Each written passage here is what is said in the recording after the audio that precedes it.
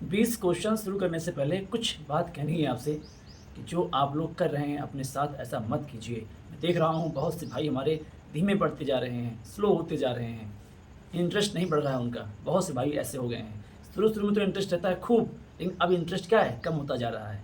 ऐसे नौकरी नहीं मिलेगी भाई। आपको नौकरी तक, एग्ज़ाम तक आपके अंदर की आग ना ठंडी नहीं होनी चाहिए। अभी कल ही मैं गया था एक एटीएम में पैसा निकालने के लिए। वहाँ पर देखा जो भाई एटीएम में खड़ा था ना, मेरी वीडियो की क्वेश्चन अपनी कॉपी में लिख रहा था और फिर बुक बगल में रख के पलट-पलट के क्वेश्चन का आंसर निकाल रहा था। बहुत अच्छा लगा मेरे को जान, तो ऐसे लोग इतिहास रचते हैं, जान लीजिए, ऐसे बच्चे इतिहास रचते हैं। इस चीज़ को देख के बहुत अच्छा लगा मेरे को। वही मैं कह रहा हूँ कि आप लोग ऐसा ना कीजिए। बहुत भाई लोग हमारे नकारात्मक सोच लेते हैं और वो उनका जो स्पीड है, जो पढ़ने का लय है, वो धीमे-धीमे कम हो गया है, कम होता जा रहा है। तो अपने आप को मेंटेन रखिए एग्ज़ाम तक मेंटेन रखिए और अपने स्पीड कम मत होने दीजिए।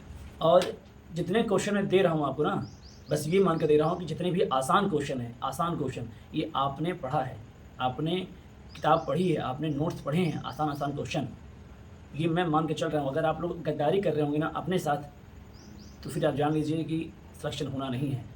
जितनी भी एक्सरसाइज़ हैं परीक्षा माणी की, सारी एक्सरसाइज़ को एक नोट्स में लिख लीजिए और सुबह-सुबह उसको याद कीजिए। मैं ये बात आप लोग से कई बार कह दिया हूँ और फिर आज कह रहा हूँ। मैं यही सोच के आपको ये क्वेश्चन करा रहा हूँ कि आपने ये सब तैयार कर लिया होगा। और जो भाई हमारे कह रहे थे, सर प्लेलिस्ट बना दीजिए, तो भैया आप लोग के लिए मैंने प्लेलिस्ट बना दिया है। यार मैं प्लेलिस्ट इसलिए नहीं बना रहा था ना, बहुत बड़ा यूट्यूबर तो हूँ नहीं। सिंपल-सिंपल वीडियो में 20-20 क्वेश्चन के क्या बनाऊँ उसके लिए यार, इंटरेस्ट नहीं बन रहा था मेरा। लेकिन जब बार-बार आप लोगों ने कहा प्लेलिस्ट के लिए, तो फिर मैंने सोचा बना देते हैं। तो भाई आप लोग की इतनी इच्छा ही है, तो मैंने बना दिया। देखिए, अब शुरू करते हैं अपने 20 क्वेश्चनों की सीरीज़, जिसमें पहला क्वेश्चन है आप लोग के लिए, उत्तर प्रदेश में जो गोमती नदी है, वो गंगा नदी से किस तरफ से आगे मिलती है? यानी किस किनारे से आगे मिलती है? जो गंगा नदी है उत्तर प्रदेश में बहती है, इसमें गोमती नदी जो है, वो किस तरफ से आगे मिलती है, दाएँ या बाएँ? इसका आंसर आपको देना है। मैं दावे के साथ कह सकता हूँ कि सबने पढ़ा होगा, पर ये चीज़ नहीं पढ़ी होगी, ये क्वेश्चन नहीं पढ़ा होगा, जो मैं आज आपसे पूछ रहा हूँ कि गोमती नदी गंगा नदी के किस तरफ से आगे मिलती है? पढ़ा नहीं है आपने? इसको एक्सेप्ट कीजिए और अपनी कमियों को जो एक्सेप्ट करता है, उससे बड़ा महान व्यक्ति कोई नहीं होता है। क्वेश्चन नंबर 2, यमुना नदी का प्रवेश उत्तर प्रदेश के सहारनपुर में होता है। नहीं, यमुना नदी का जो प्रवेश है वो उत्तर प्रदेश में सहारनपुर ज़िले से होता है। ये बताना है कि ये किस स्थान से प्रवेश करती है। सहारनपुर में ये किस स्थान से प्रवेश करती है। यमुना नदी सहारनपुर से उत्तर प्रदेश में प्रवेश करती है किस स्थान से? ऑप्शन सुन लीजिए। पहला है शेखपुरा, दूसरा है कैलाशपुर, तीसरा है फैजाबाद, चौथा है इनमें से कोई नहीं। नेक्स्ट क्वेश्चन नंबर 3, यमुना नदी व गंगा नदी उत्तर प्रदेश के कितने जिलों से होकर बहती हैं? यमुना नदी व गंगा नदी उत्तर प्रदेश के कितने जिलों से होकर बहती हैं? एक बार फिर रिपीट कर दे रहा हूँ क्वेश्चन को, यमुना नदी और गंगा नदी उत्तर प्रदेश के कितने जिलों से होकर बहती हैं? नेक्स्ट क्वेश्चन नंबर 4, जब आप मेरे क्वेश्चन देखेंगे ना, तो एक क्वेश्चन में कई क्वेश्चन मिलेंगे आपको, इसलिए बहुत ध्यान से देखना है और बहुत ध्यान से इसको नोट करना है। तो क्वेश्चन नंबर 4 है कि शारदा या काली नदी उत्तर प्रदेश में पीलीभीत जनपद से प्रवेश करती है। शारदा या काली नदी पीलीभीत जनपद से उत्तर प्रदेश में प्रवेश करती है। फिर रिपीट कर दे रहा हूँ, शारदा या काली नदी पीलीभीत जनपद से उत्तर प्रदेश में प्रवेश करती है। सीतापुर के बहराम घाट के निकट या किस नदी से संगम करती है? यानी काली या शारदा नदी जो है वह पीलीभीत जनपद से उत्तर प्रदेश में प्रवेश करती है, सीतापुर में बहराम घाट के निकट या किस नदी के साथ संगम करती है? क्वेश्चन नंबर 4 आपका हो गया। इसका ऑप्शन है कर्नाली नदी, यमुना नदी, टोंस नदी, इनमें से कोई नहीं। Next question number 5, question number 5 है कि प्रदेश में सबसे अधिक सिंचाई नलकूप से होता है। कहीं कहीं क्वेश्चन ऐसे ही आ गया है कि प्रदेश में सबसे अधिक सिंचाई किससे होता है, सबसे अधिक सिंचाई का माध्यम कौन सा है? ये क्वेश्चन कहीं कहीं ऐसा ही आ गया है। तो मैं ऐसा नहीं कह रहा, मैं कह रहा कि प्रदेश में सबसे अधिक सिंचाई नलकूप से होती है, लेकिन बताना क्या है, इसका प्रयोग पहली बार कब और कहाँ किया गया था? ये क्वेश्चन नंबर 5 है। आपको आंसर सर्च करना है गुरु, तभी कुछ होगा। जब तक मेहनत नहीं करेंगे, हार्ड वर्क नहीं करेंगे, तब तक तो कुछ नहीं होगा। अगला क्वेश्चन नंबर 6 देखिए, ऊपरी गंगा नहर को हरिद्वार के समीप ऊपरी गंगा नहर को हरिद्वार के समीप गंगा नदी के किस किनारे से निकाला गया है? ऊपरी गंगा नहर को हरिद्वार के समीप गंगा नदी के किस किनारे से निकाला गया है? दाएं या फिर बाएं? अगला क्वेश्चन नंबर 7, राज्य की सबसे पुरानी नहर कौन सी है? इसका निर्माण कब किया गया था? राज्य की सबसे पुरानी नहर कौन सी है? इसका निर्माण कब किया गया था? क्वेश्चन नंबर 7 कंप्लीट हो गया आपका।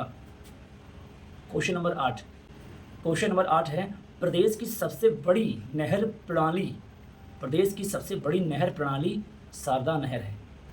प्रदेश की सबसे बड़ी नहर प्रणाली शारदा नहर है। आपको बताना है कि इसकी लंबाई कितनी है। क्वेश्चन कैसे पूछता है कि प्रदेश की सबसे बड़ी नहर प्रणाली कौन सा है? क्वेश्चन कभी कभी ऐसे आता है, लेकिन आज तक इसकी लंबाई नहीं पूछी गई है। क्या पता क्वेश्चन का ट्रेंड को देखते हुए कहीं लंबाई आ गई तो क्या करोगे? इसलिए पहले से आप अवेयर रहिए इसके बारे में, पर ये किसी ने नहीं पढ़ा होगा।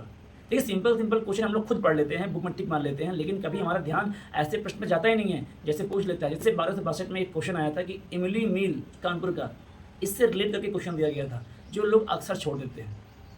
ये चीज़ आपको देखनी है, पढ़ना क्या है, छोड़ना क्या है, ये आपको आना चाहिए। अगर मेरे भाई सहमत हैं आप लोग मेरे बातों से, तो आप सच सच बताइएगा कि क्या जो क्वेश्चन मैं दे रहा हूँ, कितने क्वेश्चन आपने बुक में पढ़े हैं इसको, या स्किप कर दिया है। देखिए, अपनी कमियों को स्वीकार करता है जो ना, वही इंसान आगे बढ़ता है। अगर आप क्लास में हैं और अपनी कमियां स्वीकार नहीं कर रहे हैं, सर को नहीं बता रहे हैं, तो वो कमियां हमेशा आपके अंदर बनी रहेंगी और वही कमियां आपको सफलता के रास्ते में आके खड़ी हो जाएंगी और आपकी सफलता को रोक देंगी। क्वेश्चन नंबर 9, देखिए, हथनी कुंड बैराज ये 5 राज्यों की संयुक्त परियोजना है। हथनी कुंड बैराज जो है यह 5 राज्यों की संयुक्त परियोजना है। यह सहारनपुर में निकट यमुना नदी पर कब बनाया गया था? हथनी कुंड बैराज 5 राज्यों की संयुक्त परियोजना है। यह सहारनपुर के निकट यमुना नदी पर कब बनाया गया था, ये बताना है आपको। आपने पढ़ा होगा, लेकिन आपने सन नहीं पढ़ा होगा, ये कंफर्म है। ऑप्शन दे रहा हूँ इसका मैं, 1871, 1872, 1873, इनमें से कोई नहीं। ये 4 विकल्प हैं आपके, लेकिन मैं दावा से कहता हूँ कि आपने ये विकल्प छोड़ दिए होंगे, ये प्रश्न ही छोड़ दिया होगा। पढ़ा तो होगा आपको, आपने पढ़ा होगा आपने, लेकिन कभी ध्यान नहीं दिया होगा। अगला क्वेश्चन नंबर 10, मौदहा बांध परियोजना किस नदी पर बनाया गया है? मौदहा बांध परियोजना किस नदी पर बनाया गया है? ऑप्शन है आपके, इसका है ऑप्शन रोरा बांध, बिरमा बांध, सपरार बांध। रोरा बांध, बिरमा बांध, सपरार बांध, इनमें से कोई नहीं।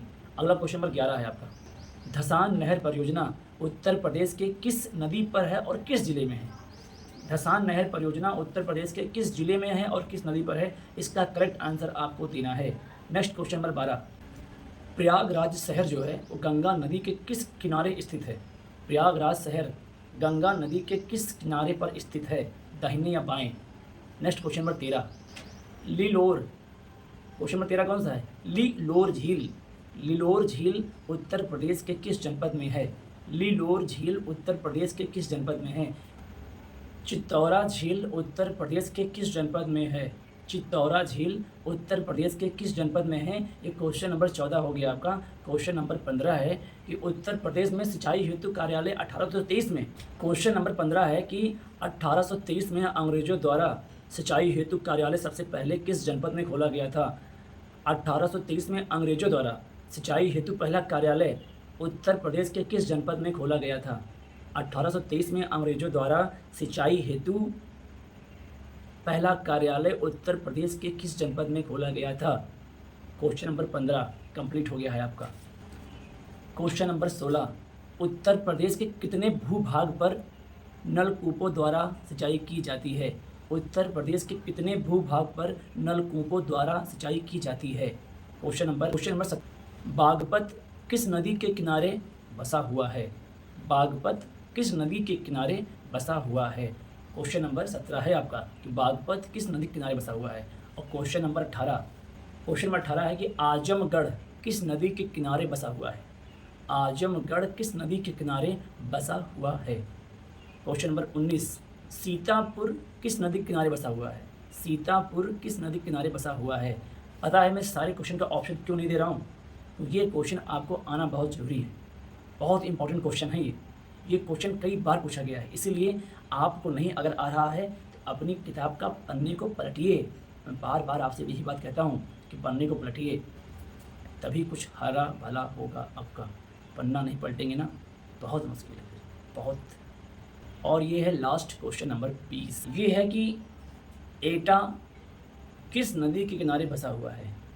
एटा जो शहर है ये किस नदी किनारे बसा हुआ है? ये क्वेश्चन नंबर 20 आपके हो गए। अब आपको करना क्या है? अब आपको करना क्या है? इन क्वेश्चन को लिखना है अपने नोट्स में, फिर उसके आंसर को फाइंड करना है कहीं से भी, फिर उसके जवाब आपको देने हैं। तो जवाब आप नहीं देना चाहते हैं तो अपने नोटबुक में ईमानदारी के साथ उसको लिखिए, इसके आंसर को फाइंड कीजिए। और एक सबसे बड़ी बात पता है क्या? अपनी स्पीड को, अपनी जो अंदर आग जल रही है, इसको शांत नहीं होने देना है एग्ज़ाम तक। अगर ये शांत हो गई तो जान लीजिए आप भी शांत हो जाएंगे, क्योंकि एग्ज़ाम के बाद जो भी फील होता है ना, जब नंबर नहीं आते, कटाफ कांटे पर रहते हैं, बहुत बुरा फील होता है। इसीलिए समय के साथ जगना और समय के साथ सोना, समय के साथ पढ़ना, ये एक विद्यार्थी में बहुत ज़रूरी होता है कि समय का कितना प्रयोग आप सही करते हैं। अगर समय का प्रयोग सही करेंगे, सफलता निश्चित मिलेगी आपको। सफलता लेट हो सकती है, पर ये नहीं कि मिले ना आपको, 100% मिलेगी आपको।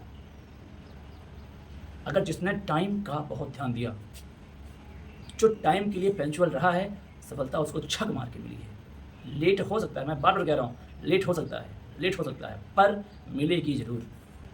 एक दिन एग्ज़ाम होगा, एक दिन रिजल्ट आएगा, एक दिन नियुक्ति पत्र बटेगा, लेकिन उस दिन आपका रहना ज़रूरी है। अगर आप पहले ही बाहर हो गए, अब जब मैदान में आप कूद चुके हैं तो हथियार नहीं रखना है एग्ज़ाम तक। अगर मैदान में आप उतर चुके हैं तो हथियार रखने नहीं हैं एग्ज़ाम तक। ये बात आप गांठ बांध लीजिए। मैं ये इसलिए कह रहा हूँ ना, क्योंकि बहुत से भाई मेरे ऐसे हैं जो स्लो हो गए हैं, देख रहा हूँ मैं। वो स्लो पढ़ रहे हैं, और स्लो पढ़ने में ना समय कब करीब आ जाएगा ये आप नहीं जान पाएंगे।